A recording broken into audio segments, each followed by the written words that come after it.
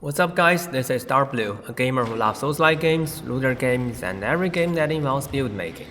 The most attractive parts of Dragon's Dogma 2 are exploration, combat, and lore. Of course, I will be making guide videos on the combat part among the three. Let us investigate into how to make the combat of Dragon's Dogma 2 more engaging. Don't forget to like and subscribe. Now let's dive right into it. Dragon's Dogma 2 is in no sense a hardcore action game.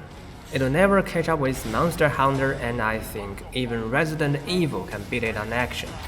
So it's safe to say that Dragon's Dogma 2's combat is mainly about an engaging experience instead of some actually complex moves. You don't have any chance to perform such moves, and there is no need so. So my videos will also focus on how to make the combat even more engaging. As a rather simple and easy ARPG, Dragon's Dogma 2 only requires 3 steps for you to master its combat. First of all, you need to ensure you have fully geared up and progressed your characters. This decides if it's possible for you to defeat an enemy. If you don't have enough attack, you won't even be able to pierce through a tough enemy's defense. So whenever you feel combat is too hard for you, consider leveling up a bit more or looking for better gears. However, strong characters only provide the possibility, and you still need good tactics to turn it into reality. There are very diverse tactics to choose from, and each vocation is suitable for different tactics. For example, some vocations can hit the weak spots of giant enemies directly, but some need to knock them down first. If you ask me, analyzing tactics and corresponding skill choices is one of the most interesting things in Dragon's Dogma 2. After deciding on a tactic to use, it's time for the actual control in combat. Of course, each vocation has some action tricks to offer, but they don't really make differences to the outcome of a combat. Well, however, they can make the combat more engaging, so I still recommend mastering them.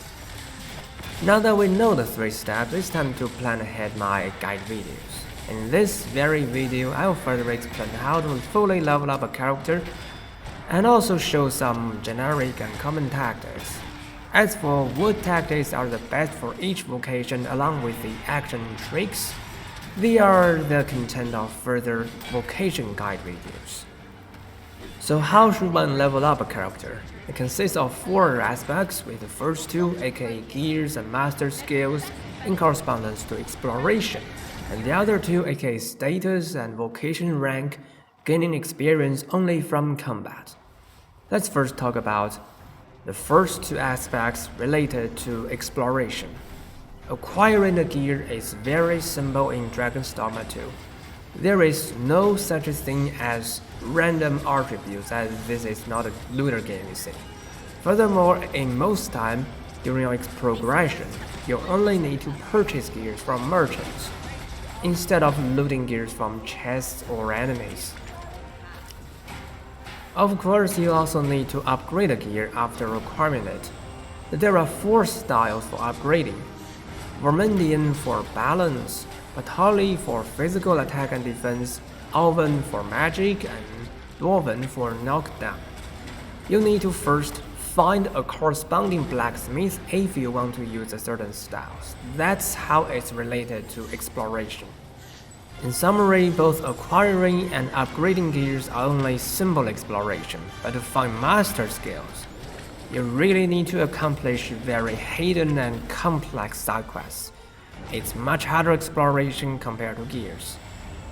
While gears and master skills from exploration are important, combat is also rewarding. It rewards you with both status and vocation ranks. Let's talk about status first. Your status is the sum of character status and gear status, and the character status is the more complex part. First, you have some basic vocation status that depends on what vocation you are using right now. As you change your vocation, this status also changes.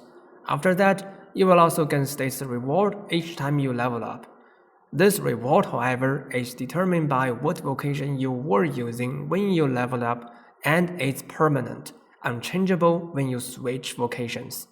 Finally, the sum of vocation status and leveling up reward is capped by what vocation you are using, and this cap changes with vocations. You can notice that the permanent status reward might look punishing or demanding as you need to plan wisely what vocation you use to level up in order to max out status. However, the other two components of this status mechanic are trying to reduce the influence of permanent status reward. Moreover, the combat of Dragon's Dogma 2 is really very easy, so you don't need to max out your status. So for most players, there is no need to mine such permanent status gain. In comparison, I'd recommend planning your vocation progression according to the so-called augments, which leads us to vocation ranks. The max rank for each vocation is 9. Each time you reach a higher rank, more skills are unlocked. Both weapon skills and core skills are unique to the corresponding vocation and can only be used with it. However, augments are generic passive skills that can be used with all other vocations. Therefore, it is a common practice to level up other vocations and unlock useful augments to max out the performance of your actual target vocation. For example, if you feel Thief needs faster stamina recovery, consider the final augment of Mage. This brings a new question: how to level up vocation ranks fast? Vocation ranks depend on vocation experience instead of the common character experience, and it's only gained through defeating enemies. So fight more if you want to gain more vocation experience. In addition, consider fighting enemies in Batar if possible, as they are more rewarding. Now it's the final conclusion for what you actually need to do.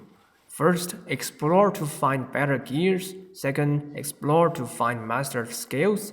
And finally, level up other vocations to unlock useful augments for the actual final vocation you want to use.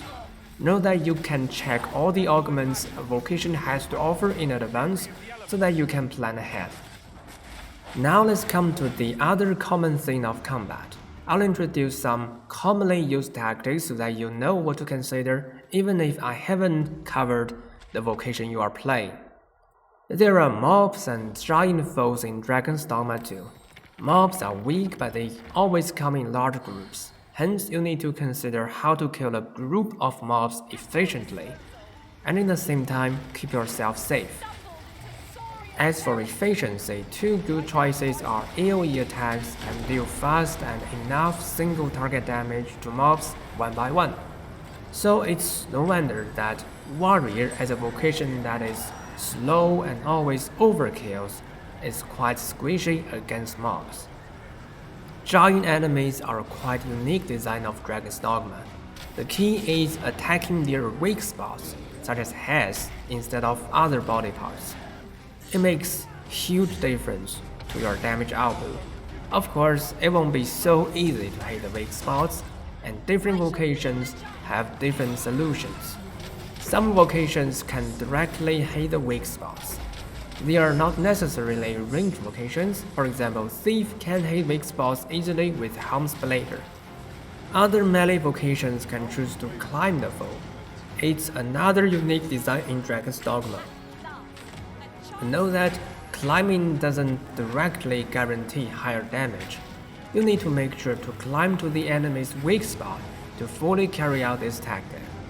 Another choice is to knock the enemy down so that its weak spot can be hit on the ground. This is a common tactic for Warrior, as it has very high knockdown status and a skill specifically designed for knockdown. These are all viable tactics, but not always suitable for every vocation. It is necessary to analyze the features of a given vocation and find out the best choice. And do remember that you are in a team of 4 members. You don't need to be good at everything, as long as you have a very well-balanced team. So far, we have covered everything that is generic for all vocations. For more detailed guide for specific vocations, you can expect my future videos. If you like my story or want to draw me into depth of games, remember to like and subscribe. Thanks for watching, see you around.